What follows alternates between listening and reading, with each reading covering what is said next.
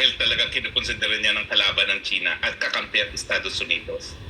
Gaya natin sinabi, no, Balentong King itong si PBBM. Balentong Walang King talaga isang ang salita. bangag. At kaya nga minsan, nagtataka ako, baka nga wala rin sa tamang pag-iisip itong presidente natin. Oh, Dahil correct. kakaiba talaga ang ginagawa niya doon sa mga kanyang pinangako. At parang hindi niya nakikita yung basic na walang mabuting maidudulot ang gera. So ang tanong pa talaga ng marami, baka mamaya wala sa tamang pag-iisip ang ating presidente. Siguro panahon na para tanungin Parang natin ang ganun gabinete. na. Dapat kayo na ang maghusga. Dahil may proseso tayo sa saligang batas na kapag wala sa tamang pag-iisip ang presidente, pwede naman kayo magbutuhan. Nang sa ganun, mag-assume ng presidency na ang pangalawang pinakamataas na pinuno ng bayan. Pero pag ang pinag-uusapan na po ay buhay ng mga Pilipino sa isang giyera na hindi natin maipapanalo, baka panahon na rin po na pag-aralan natin kung tama bang pag-iisip ng ating presidente. Kung gaano tayo katapang dito sa paglaban sa ating kapakanan dyan sa or karapatan dyan sa South China Sea or West Philippine Sea, Attorney, bakit hindi ganito kapursigido naman sa iba pang mga usapin na tagos ngayon sa nararamdaman ng mga ordinaryong Pilipino? Presyo ng mga bilihin, yung trabaho, yung issue ng Yun nga korupsyon, yung illegal na droga at kriminalidad. Bakit hindi ganito katapang? Yun Pero din ang dito sa sinasabi ko. usapin, sa South China Sea, West Philippine Sea, abay, parang gagawin na ang lahat na Tapang-tapangan.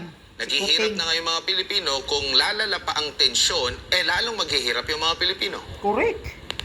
Yan, kaya nga ang teorya ko talagang linilihis ang issue.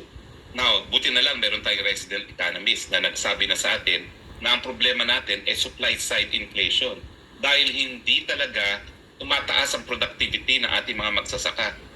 Kung itong panahon at pera na gagastusin nila sa giyera, ibuhos na lang natin sa sa pagbibili ng mga hybrid varieties ng palay na mabubuhay, maski tag-init at tagtuyot, sa mas maraming irigasyon, sa mas maraming pataba, sa mas maraming insecticides, mas maraming traktor, siguro, bababa ang presyo ng bigas sa Pilipinas. So talagang it's an issue of priority.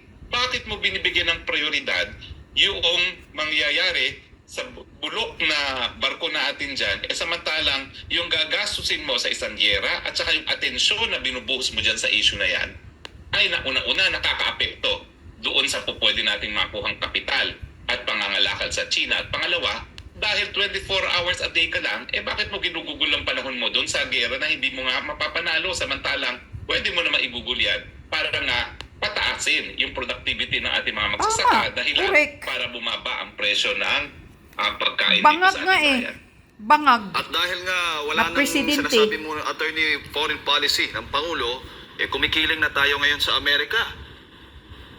Parang sira Malinaw ulo. po yan. Binasukan na po ng Presidente Marcos ang independent foreign policy. Bumalik po siya doon sa pulisiya ni Noynoy Aquino at itong nga po ironies of ironies. No? Nakapareho na ng foreign policy ng Aquino at ang Marcos na Yun. sasandal na lang tayo sa Amerika para sa ating pangnasyonal na interes. Attorney, yung naganap ba sa